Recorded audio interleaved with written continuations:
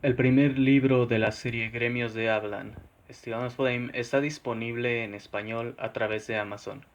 Pueden seguir el enlace abajo para saber más.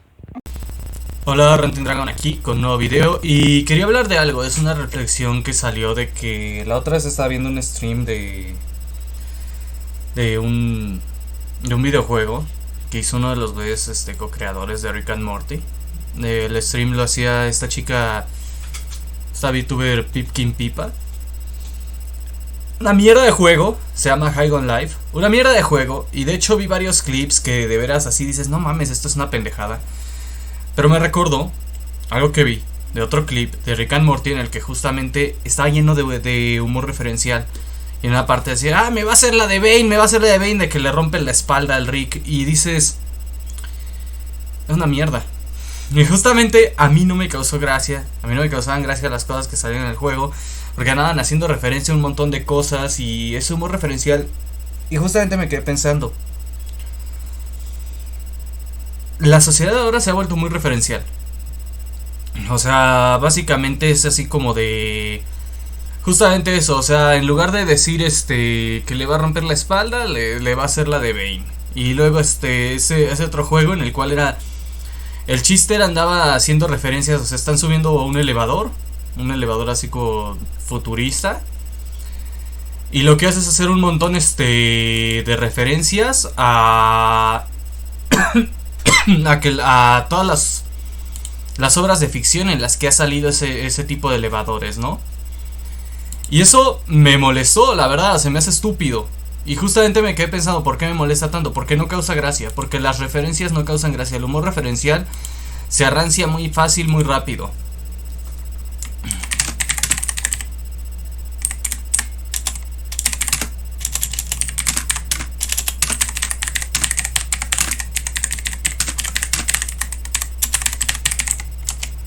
Ese tipo de humor se arrancia muy rápido, la verdad. O sea, se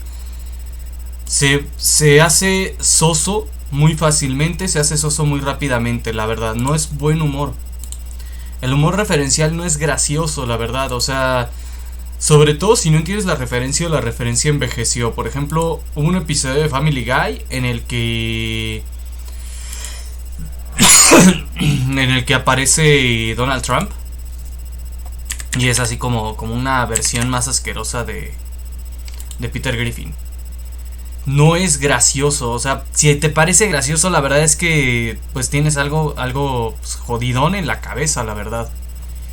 No es gracioso, no es divertido. En lo personal yo pienso que si te parece gracioso, puede que tengas algo medio, la verdad, jodidón para que te parezca gracioso. No lo es, no es divertido, no es entretenido. Es soso, es molesto, es frustrante. En lo personal, no, la verdad es que no pienso que sea un humor inteligente. No pienso que sea un humor así como respetable. Y ese como de gente se arrancia muy rápido.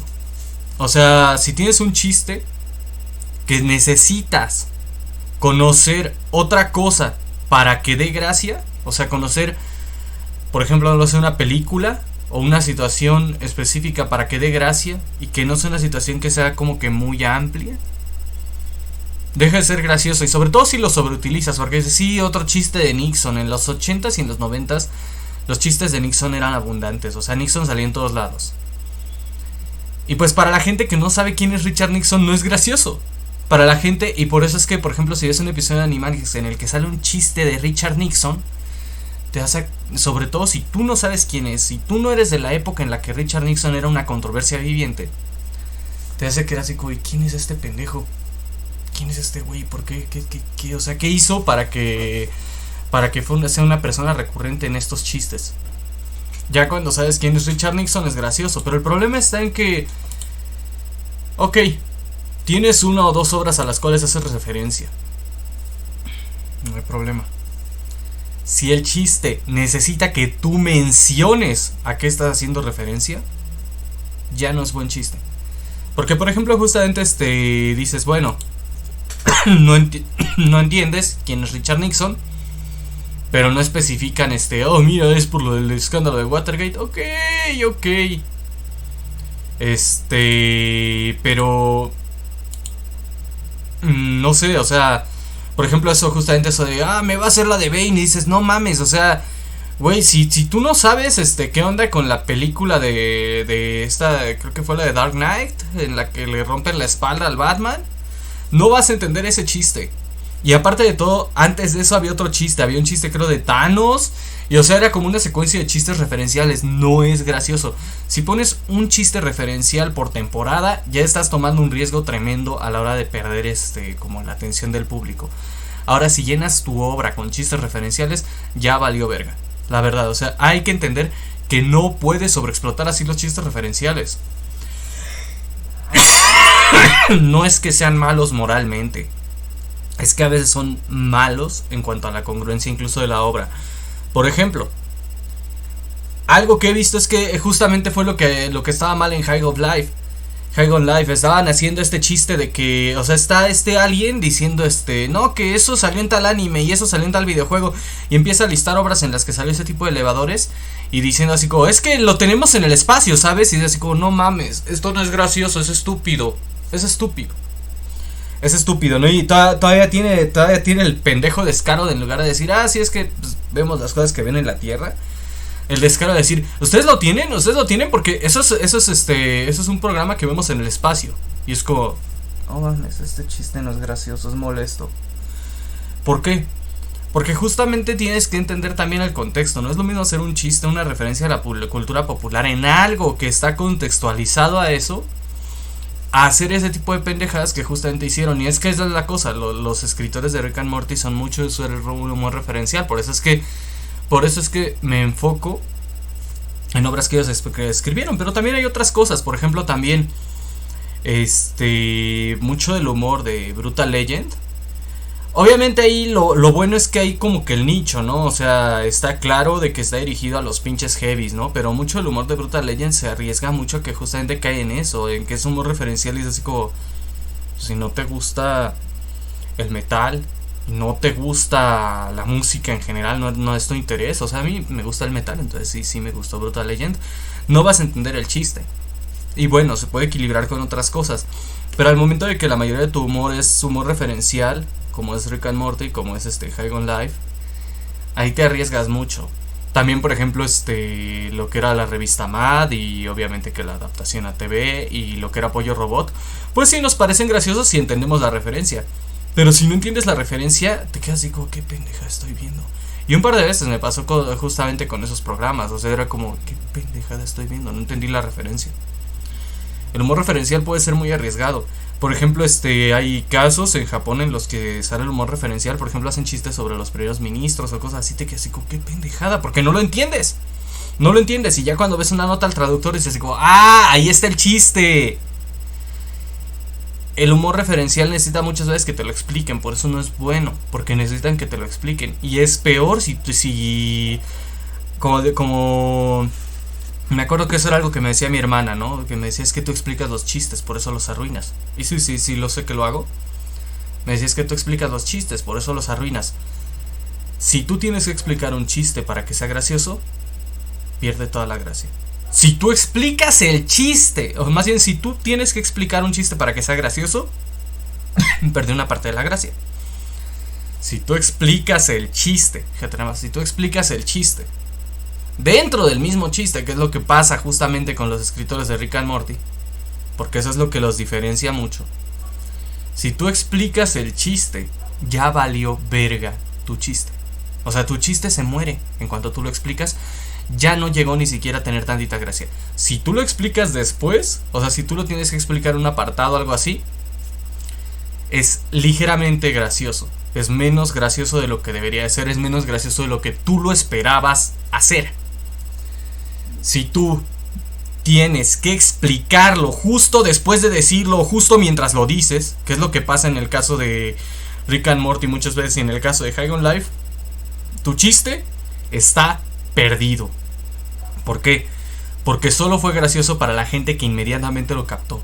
Solo fue gracioso para la gente que está tan enajenada, la verdad, tan enajenada como para que todo sea referencial, que son los que lo captaron. Y el problema no es que tengas uno que otro chiste referencial, como dije antes, no es que sea malo necesariamente tener uno que otro chiste referencial.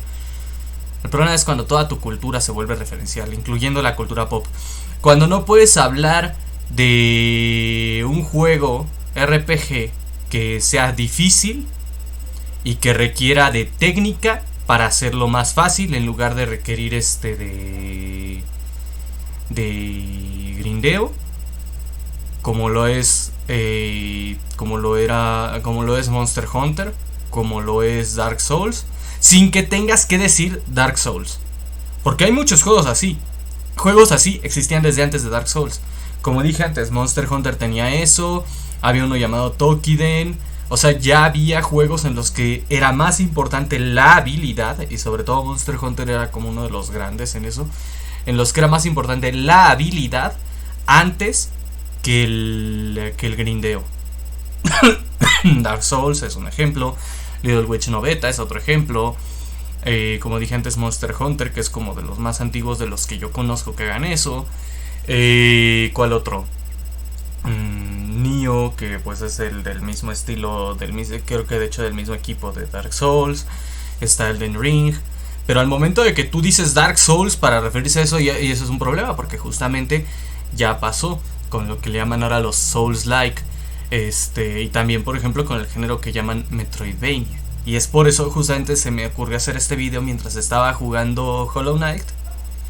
Y tenía fresco el recuerdo del stream de Pipkin Pipa.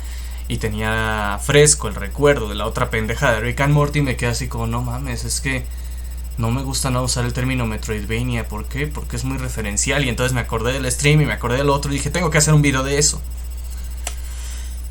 Cuando tu cultura se vuelve referencial, pierdes tu cultura, porque entonces todo es una referencia a algo. Y si no hay una referencia, no hay información.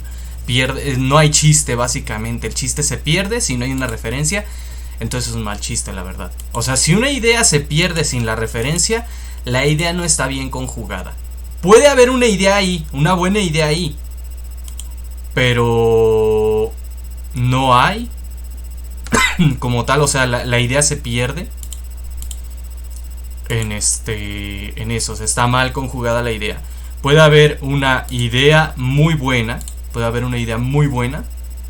pero puede estar muy mal conjugada. Eso es, por ejemplo, justamente lo que pasa con todos estos juegos que se referencian como Souls-like. No, es un RPG de estratégico, no sé cómo llamarle, pero no puedes mantener, ¿cómo decirlo? No puedes depender tanto de la referencia. Igual con lo que es el Metroidvania, no puedes depender de la referencia. ¿Por qué no me gusta que se dependa de la referencia? Porque si si quitas la referencia, quitas el significado. Entonces, por ejemplo, alguien que nunca ha jugado un Metroid, que nunca ha jugado un Castlevania, que nunca ha jugado un Dark Souls, no va a entender el contexto y básicamente va a tener que investigar el contexto. Es menos pesado cuando se usa en nomenclatura, pero es muy pesado justamente cuando ves un chiste de Rick and Morty. Digamos, alguien que no ve películas de DC y ve eso de Bane y eso, digo, ¿y quién es Bane? ¿Quién es Bane?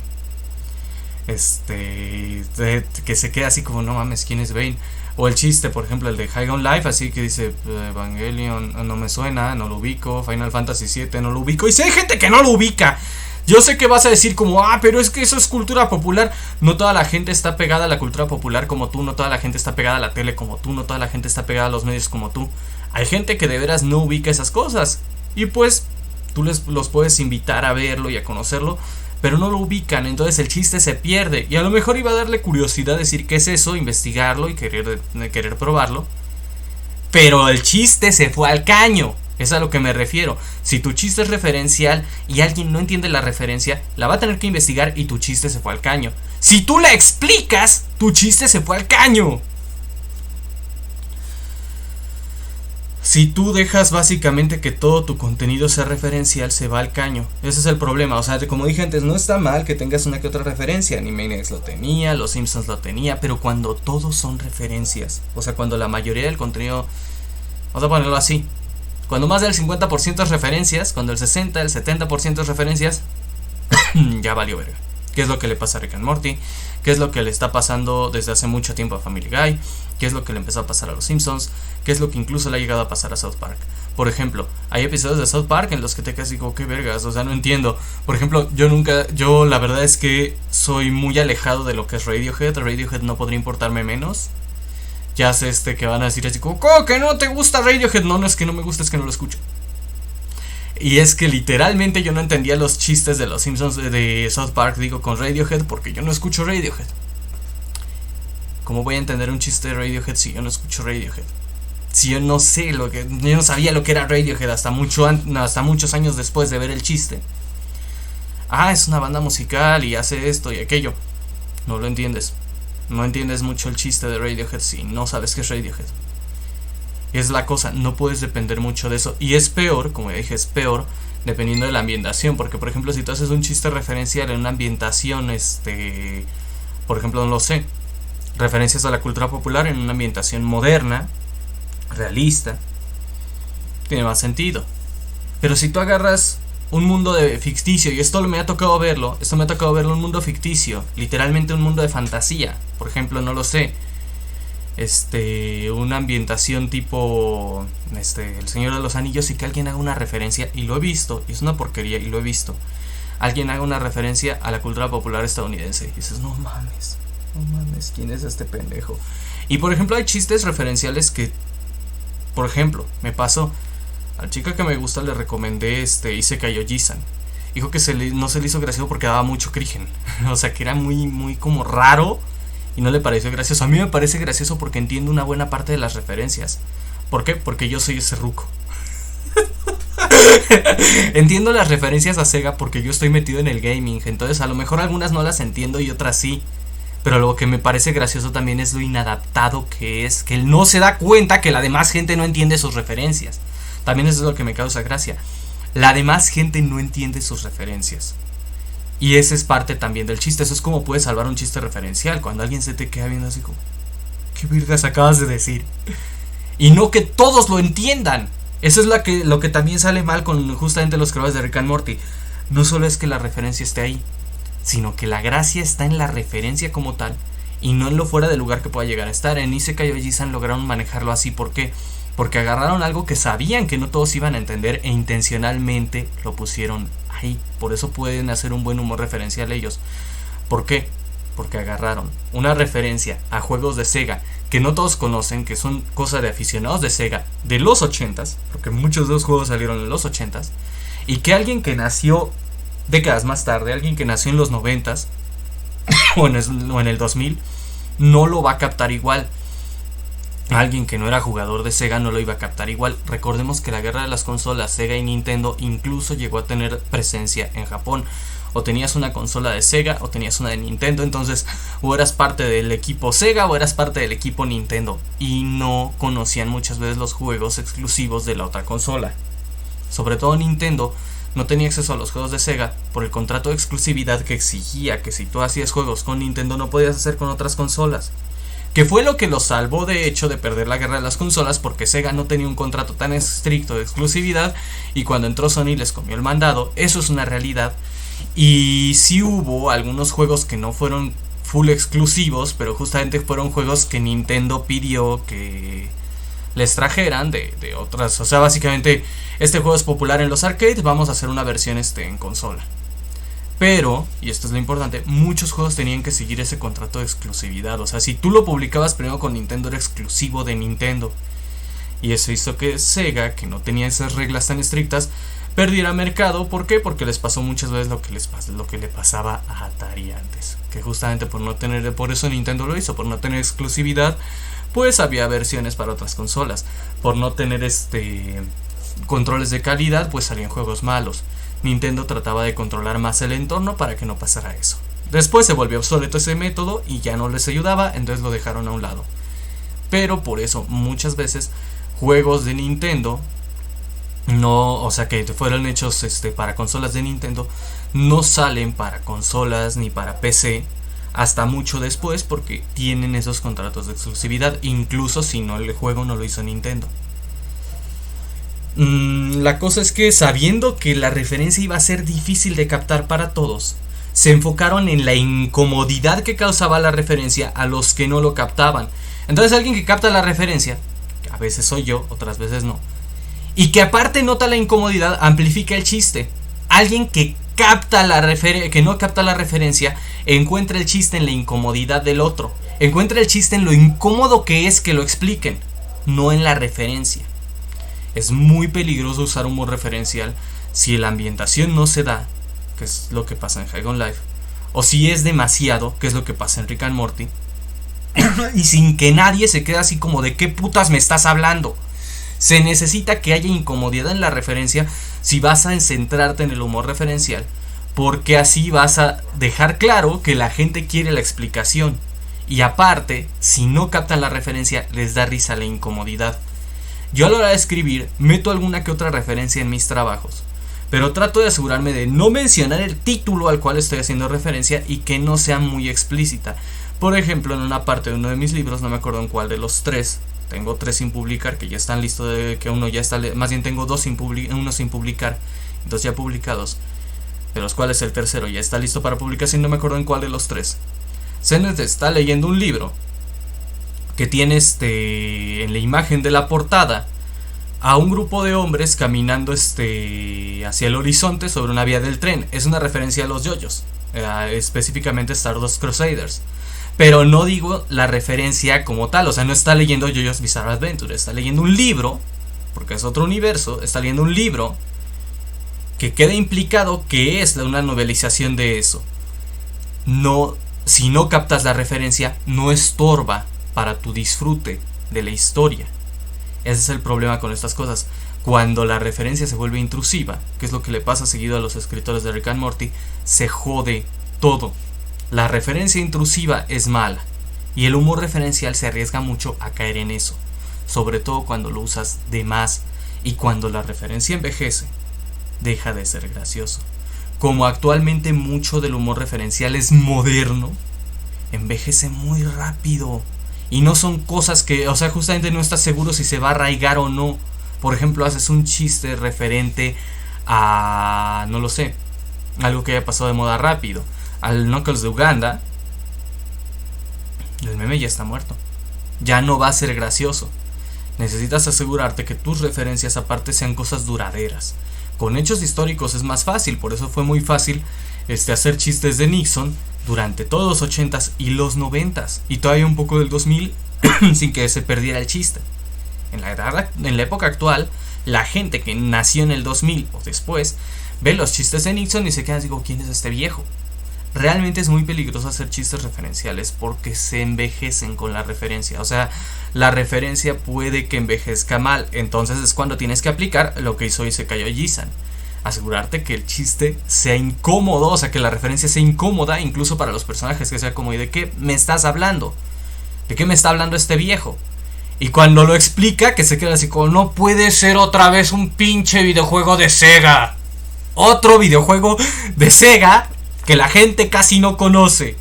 O sea, hacer que el chiste sea la incomodidad que causa. Porque si no, si se quedara nada más en que hace referencia a un juego de Sega, porque sí podrían hacerlo. O sea, podrían haber hecho eso de que él diga, lo saqué de este juego de Sega, y que los demás digan, oh, ya. O sea, ahí el chiste solo lo captan los que jugaron el juego, los que saben de Sega, los güeyes que nacieron entre los 80s y 90s. Todos los demás se van a quedar así como, ¿dónde está el chiste? En cambio, si dices, si la gente alrededor de él se queda así como, no puede ser que otra vez otro pinche juego que nadie juega, se ríen del personaje en lugar del chiste, en lugar de la referencia. Se ríen de que el vato es un inadaptado en lugar de la referencia, y eso ayuda cuando la referencia es vieja. Pero de nuevo, como están usando referencias nuevas, o como están usando referencias así al montón, o sea, básicamente demasiadas referencias, se echa a perder rápido. Por ejemplo, si hicieran una referencia en alguna otra obra, y sí la hicieron, de hecho, si mal no recuerdo, justamente en Hang On Live lo hacen la referencia. Se hace una referencia a lo del Pepinillo Rick en otra obra, puede que a la gente no le cause gracia. Puede que la gente diga así como, no mames, ¿qué es esto? ¿Por qué? Porque el Pepinillo Rick es un meme viejo, es un chiste viejo. Y eso también es otro problema que tienen estos escritores. Sus chistes que no son referenciales envejecen rápido. Se vuelven estúpidos muy rápido. Pierden la gracia muy rápido. Tienes que saber equilibrar. Esa es la cosa. Tampoco te voy a decir no uses nunca referencias. Nunca uses referencias en los chistes. Sería irracional también. Tienes que saber equilibrar entre usar referencias y usar otro tipo de humor. Hay muchas opciones de humor que puedes usar aparte de referencias. Trata de usar un equilibrio entre referencias y humor general. Si tú abusas de las referencias, asegúrate que haya un chiste subsecuente de la incomodidad que causa la referencia, de lo fuera de lugar que está, para que así al menos no destruyas todo el chiste si no entiendes la referencia. Porque la gente que no entiende la referencia va a captar la incomodidad de los testigos de la referencia. O sea, los personajes que van a decir es que ¿qué es eso? No, que es tal cosa de una película o algo así. No puede ser que seas tan estúpido que tienes que andar haciendo referencias. O sea, búrlate del chiste referencial en lugar de abusar de él. No lo sobreutilices si no vas a equilibrar con el humor general. Como dije, el peligro es cuando el 60% o más, cuando más del 50% de tus chistes son chistes referenciales. Y en general pueden ser referencias a cualquier cosa. O sea, pueden ser, por ejemplo, referencias a películas, pueden ser referencias a videojuegos, pero que dependa de una referencia, que dependa de entender, es muy peligroso. Y en general es muy lamentable que nuestra sociedad dependa tanto de las referencias, de que literalmente, por ejemplo, me pasó cuando yo estaba escribiendo, decía, estoy escribiendo una obra de fantasía. En lugar de decir así como, no, pues cuéntame más o me interesa, la reacción más generalizada era como Harry Potter, como el Señor de los Anillos, y así como, no es como Harry Potter, no es como el Señor de los Anillos, esto es muy diferente. Hubo personas que después de leerla hicieron la referencia, es que esto se siente como una campaña de Calabozos y Dragones. Si bien yo no pienso que sea mala esa referencia, también hubiera preferido que no la hicieran, honestamente. ¿Por qué? Porque es su propia obra. Aunque sí sé que debido a que está inspirado en el gaming, se va a sentir como una campaña de Calabozos y Dragones, por lo cual no me incomoda tanto, por lo cual digo, pues sí, probablemente es porque está inspirada en cosas así. Problema es cuando, de nuevo, como dije antes, cuando te das cuenta que el marco de entendimiento está limitado a la referencia. A que si no tienen ni idea de qué es Harry Potter, no tienen ni idea de qué es el Señor de los Anillos, no procesan qué onda con la fantasía.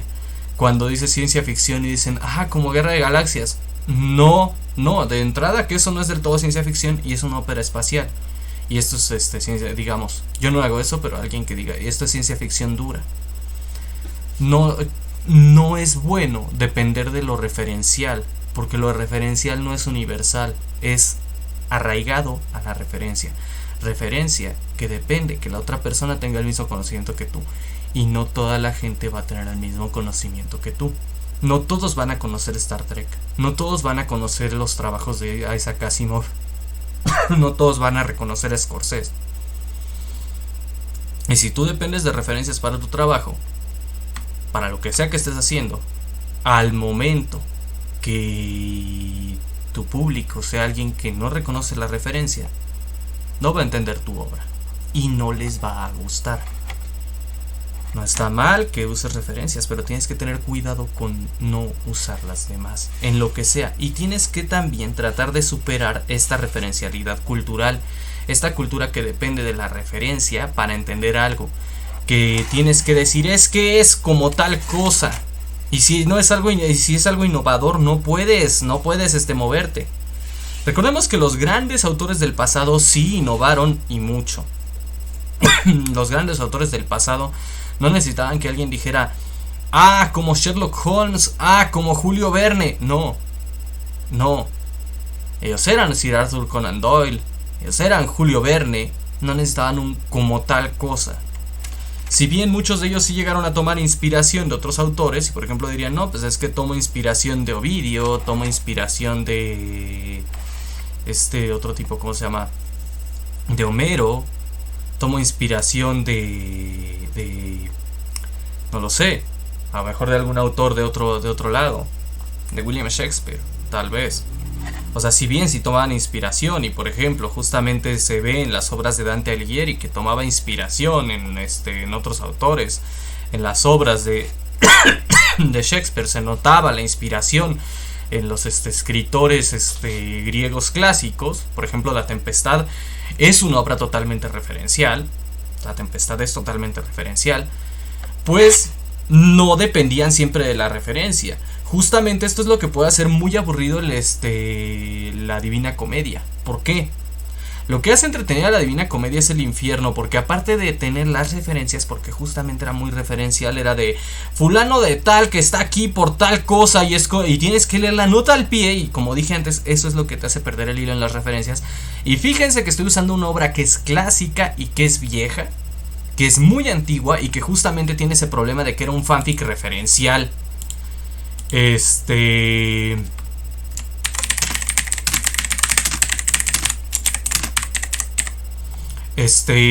Justamente era un fanfic referencial de todas estas figuras históricas antiguas. Todas estas figuras históricas antiguas que algunas pasaron sin pena ni gloria. O sea, en la Divina Comedia hay partes en las del infierno en las que está mencionando un montón de gente que le caía gorda a Dante. No es broma, un montón de gente que le caía gorda a Dante, que eran parte de la comunidad italiana, algún sacerdote de Venecia, algún fulano de alguna otra parte de Italia, y que si tú no sabes de los hechos históricos de Italia de esa época, no ibas a captar qué onda. Literalmente hay notas al pie, y hay páginas de la Divina Comedia que es nota al pie el resto de la página, porque si no, no entiendes de lo que Dante estaba hablando. Y es peor en el purgatorio y es peor en el paraíso, porque como ya no tienes las descripciones tan intensas y tan impresionantes como las del infierno, sobre todo en el paraíso todo es muy tranquilo, las referencias empiezan a volver muy tediosas y hacen tediosa la historia. Mi madre y yo no, o sea, ella fue la primera en leerlo y me lo recomendó a mí. Y me dice, pero nada más lee el infierno. Le digo, ¿por qué? Es que el paraíso es aburridísimo. No nos gustó el paraíso. Yo no terminé el paraíso. O sea, me aventé el infierno, me aventé una buena parte, me aventé el purgatorio y me aventé una buena parte del paraíso, de la cual no recuerdo nada, y recuerdo parcialmente el purgatorio, y no terminé el paraíso. Ella sí, yo no. Porque entre las referencias y la tranquilidad de eso se vuelve sumamente tedioso. O sea, se vuelve muy tedioso por la combinación de referencias con la falta de intensidad que hay en el infierno. En el infierno hay mucha intensidad, y sobre todo en las partes más más cercanas al final, las referencias son más universales, porque es, por ejemplo, Caín, es Brutus por apuñalar a Julio César, cosas así. Referencias más más universales, pero sobre todo en las partes iniciales ocurre mucha mención de gente que le caía gorda a Dante personalmente. Y esa es la cosa.